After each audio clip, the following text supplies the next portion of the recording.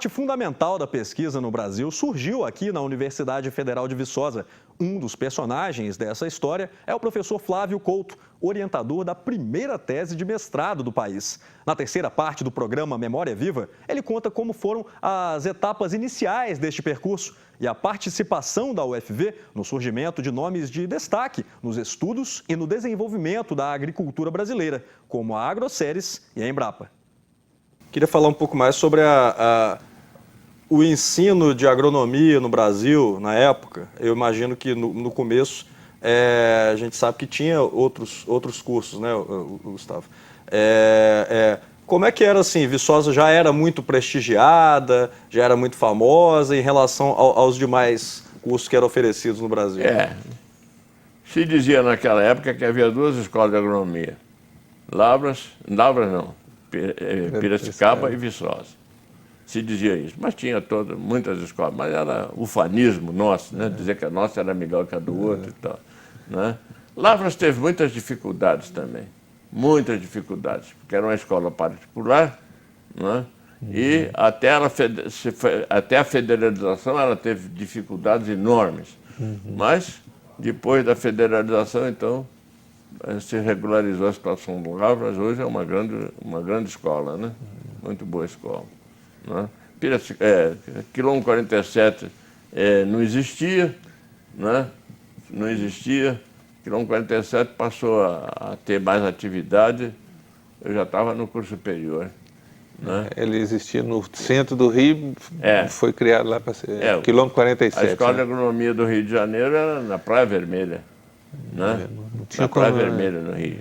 Você não via terra de jeito nenhum, estudava agronomia dentro de uma sala de aula, né? Aí foi um ministro da época que resolveu fundar o Quilombo 47, Quilombo 47, né? E então, realmente, o pessoal passou a ter um campo diferente, né? Professor, a gente viu no currículo que o senhor aposentou, saiu daqui, foi para a Agroceres e depois para a Embrapa. Isso. São duas instituições que têm muita ligação muito forte com a universidade aqui, né? Uma, a Agroceres, praticamente nasceu aqui dentro, né? A Agroceres nasceu aqui dentro. E a Embrapa, com muitos participantes. Foram todas linhagens produzidas aqui dentro pelo professor Gladson Drummond, né? Ele foi o primeiro que desenvolveu o híbrido de milho duro com milho mole, né? Então tinha a linhagem de milho duro, que era o cateto da época, e o Tuxpan, que era milho mole.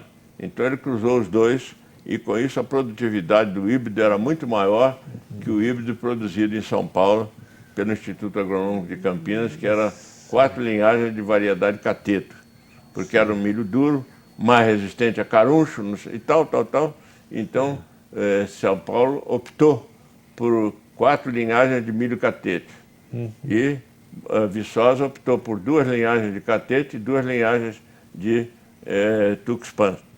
E com isso deu um híbrido muito mais produtivo, meio mole, né?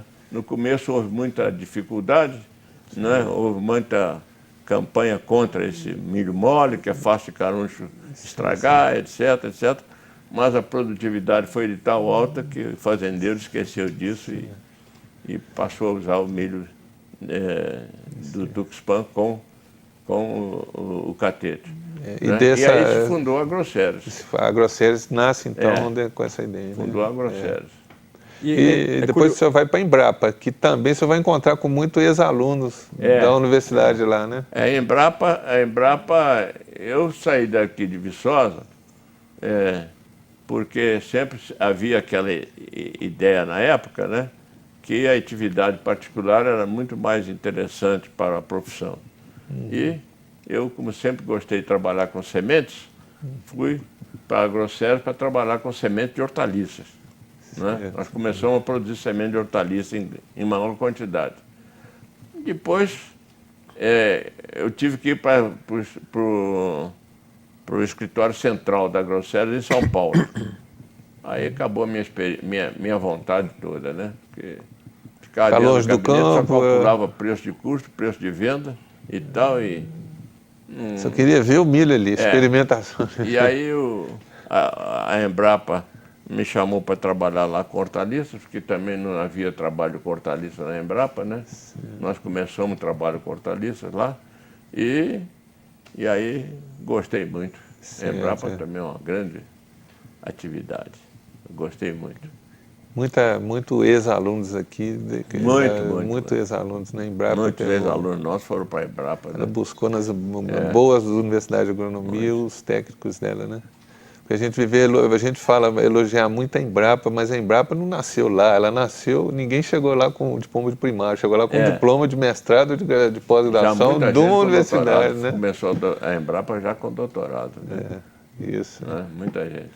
Quer dizer, na origem da Embrapa e Agroceres, que são, a gente pode dizer, orgulhosamente aquilo que ajudou a impulsionar a produtividade do agronegócio brasileiro, estão esses pesquisadores pioneiros aqui da instituição, né? Como é que o senhor se sente enxergando o Brasil tendo virado uma potência do agronegócio e fazendo parte, né, dessa história? Eu acho isso muito importante para nós. Muito importante. Mostrou para a industrialização que a agronomia tem seu lugar. Né? Porque há uns tempos atrás, a agronomia não tinha valor praticamente nenhum, né? Porque o importante era ser industrial. Né? Hoje o importante é ser industrial, mas também o importante é produzir para a satisfação da fome do mundo e do Brasil também. Né? E quando a soja começou a tomar corpo e que o produtor de soja, não só que começou no Cerrado, como também no Paraná e no Rio Grande do Sul e Santa Catarina, aí os Estados Unidos achou muito difícil, porque o Oriente, a China e o Japão então, já tinham outra opção para compra. Não era só comprar soja deles. Então isso gerou uma modificação muito grande e nós começamos a exportar soja para o Oriente. Né? E hoje a produção de soja no Brasil é alguma coisa de notável. Né? Não só a soja, como milho, E agora com a irrigação, né? Com os pivôs centrais, nós podemos produzir 3 culturas de cereais no mesmo terreno, no mesmo ano. Né? Então, quem tem 100 hectares de terra irrigada, na realidade, tem 300 hectares de fazenda, né? Porque planta depois planta outro, irriga, e tem 3 culturas no mesmo espaço de terra. E isso é muito importante, muito importante. Importante e impressionante também. Gustavo. Produtividade, né?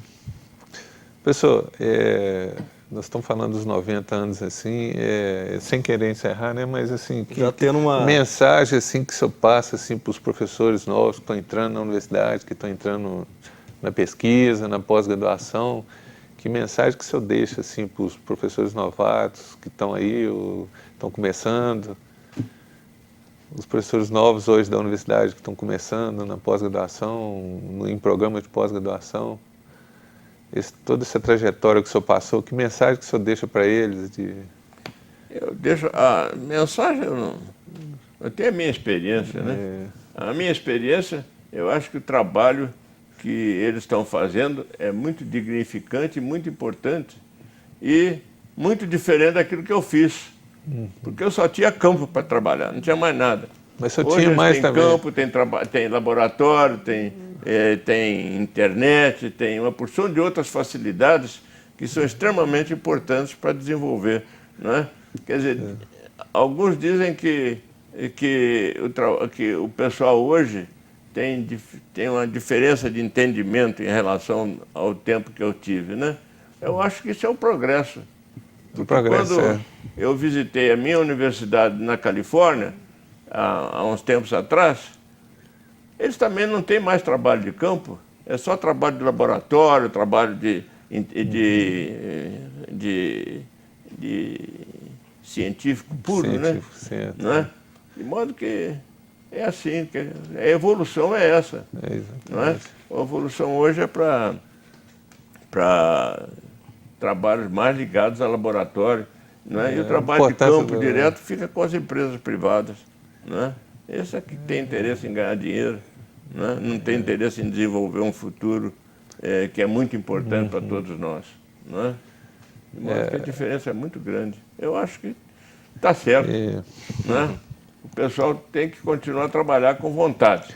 Se trabalha no laboratório ou se trabalha no campo, isso não é muito importante. O importante é ter vontade de trabalhar. Vontade de trabalhar. Você começou vontade de trabalhar, vontade de progredir, vontade de produzir coisa que é importante para o país e para o desenvolvimento do país.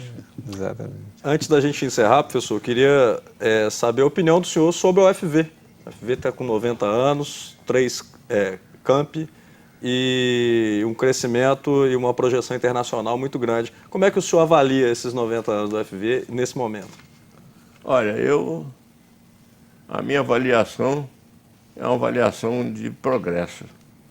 O progresso da universidade é muito grande, muito grande. Quando eu estava aqui, como estudante, eram 100 e poucos, 200 alunos. Depois, quando eu passei a professor, já tínhamos uns 400 a 500 alunos. Hoje são 10 mil alunos. 20 mil. Não é? 12 mil alunos. Hoje isso aqui é um formigueiro, né? Eu estava andando ontem com o meu filho, que foi professor aqui, já está aposentado, né? E o Flávio estava me mostrando, disse, mas gente, a quantidade de gente andando aqui, a essa hora da tarde, né? Trabalhando lá jogando lá na Praça de Esporte, né? Um porção de gente trabalhando, né? Isso é um progresso muito grande. Eu acho que isso é extremamente importante, né? É um formigueiro humano. Isso é muito importante. E a formiga sempre trabalha muito, né? A formiga é muito importante. Professor, a universidade ela ter criado 2 campi, surge fatores interessantes, né? O curso de agronomia é oferecido nos 3 campos dela, campus dela. Em Florestal, onde já existia, né, os cursos técnicos agrícolas, e Rio Paranaíba, nesse campus mais novo. E lá tem o curso de agronomia. Agora a topografia do terreno onde está localizado o Alto Paranaíba, lá é fantástica, é tudo plano, tudo mecanizado. Plano, né? Então os alunos de agronomia lá são alunos um pouco privilegiados, porque eles têm fazendas lá do primeiro mundo, maquinário, são equipamentos muito caros, né? Que na região da Zona da Mata aqui a gente não tem, né? A gente tem laboratórios, tem pesquisa, mas eles lá estão vendo no dia a dia o que de fato, né, a alta produtividade, né, máquinas... Eu fiquei muito impressionado com um trabalho que eu vi lá no Correio Brasiliense, há uns 4, 5 dias atrás, sobre a evolução do desmatamento no Brasil, uma tese de pós-graduação daqui de Viçosa. De Viçosa? Daqui de Viçosa. Foi publicada, uma parte dela, foi publicada no Correio Brasiliense em Brasília, lá há uns 5, 6 dias atrás. Interessante. Né? Eu fiquei impressionado porque a área desmatada ultimamente vem caindo e a produtividade vem crescendo. Então, o que os naturalistas, os ecologistas, dizem que derrubar uma árvore faz mal, né? Na realidade, a gente tem que ter cuidado para não derrubar demais. Mas eles têm que compreender que precisa de terra trabalhada. E hoje se produz muito mais por hectare do que se produzia antigamente. De modo que a expansão foi um fato necessário. Né? Foi um fato necessário e que agora a expansão está diminuindo, né? E a produtividade está aumentando muito. Esse estudo feito aqui na escola, para mim, foi extremamente importante. Muito importante. É um estudo novo, é uma universidade nova. Queria, antes da gente encerrar, Gustavo, insistir um pouco mais no passado, no período que o professor era estudante aqui. Falasse um pouco mais do dia a dia do senhor aqui, professor. Como é que aconteciam as aulas, enfim, o senhor vinha para a instituição, ia ao prédio principal, como é que era o dia a dia do senhor aqui como estudante aqui Como estudante? nós tínhamos uma aula prática de 7 horas da manhã até às 9. Né? Tomávamos café, no máximo, no refeitório, até às 6h30 da manhã.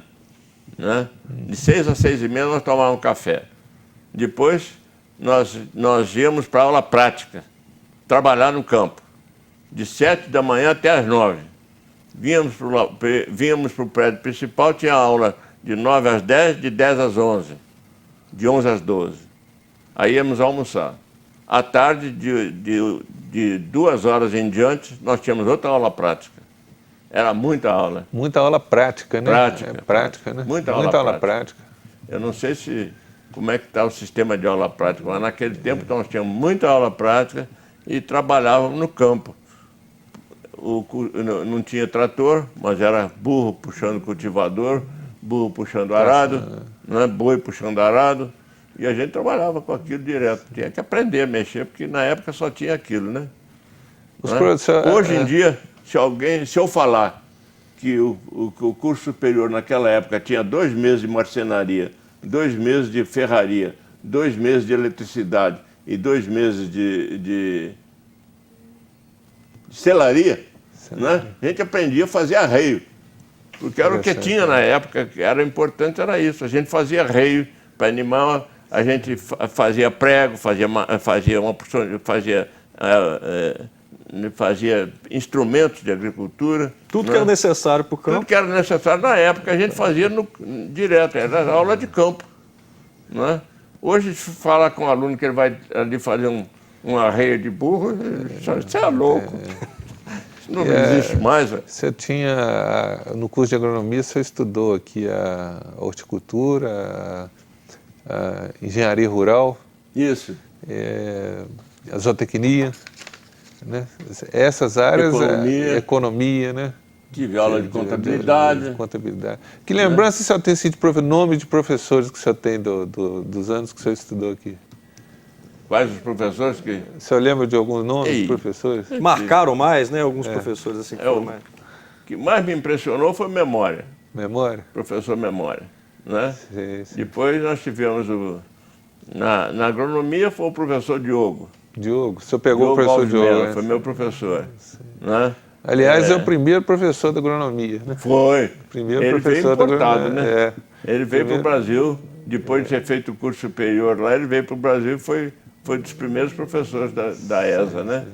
O senhor pegou Dorofeff também? Peguei Dorofeff, né? Na área de solos. Peguei, na área de economia, era o professor Potts. Né? Erli Brandão era professor? Erli Brandão era professor também, mas esse era professor de contabilidade, né? Não. Edgar de Vasconcelos era professor? É uma parte ligada à escritura rural, né? Escritura de professor Erli Brandão, né? Professor Mário Machado, que foi fundador.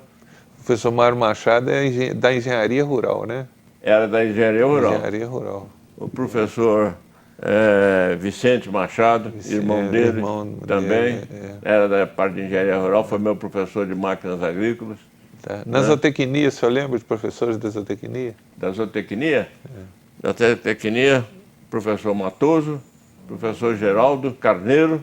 Geraldo Carneiro. Esses foram os mais importantes na época para mim. O professor Geraldo Carneiro foi o primeiro ex-aluno diretor da instituição, né? Isso. Foi meu professor. O Joaquim Campos, ele era novo ainda, né? Quem? O professor Joaquim Campos foi professor... Joaquim Campos foi professor de avicultura. De avicultura. De avicultura. Certo. Professor Joaquim Campos. Certo. O senhor sente saudade dessa época, professor? De estudante? Olha, eu acho que foi uma boa época da minha vida, né?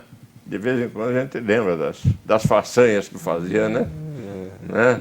De vez em quando a gente lembra. Foi uma ótima época da minha vida, muito boa, né? Tenho saudades. Professor, enquanto o senhor estudava aqui, os alunos que estudavam agronomia aqui tinham contato com outras escolas, com alunos de outras escolas? A nossa contato grande era com Lavras. Com Lavras? Fazíamos, todos os anos tinha uma competição esportiva. Ah, é? Lavras vinha cá, nós íamos lá, né? Todos os anos. Um ia para lá, outro vinha para cá. Né? Que esporte que disputava, professor? Tudo. Futebol, voleibol, basquete, atletismo, não é?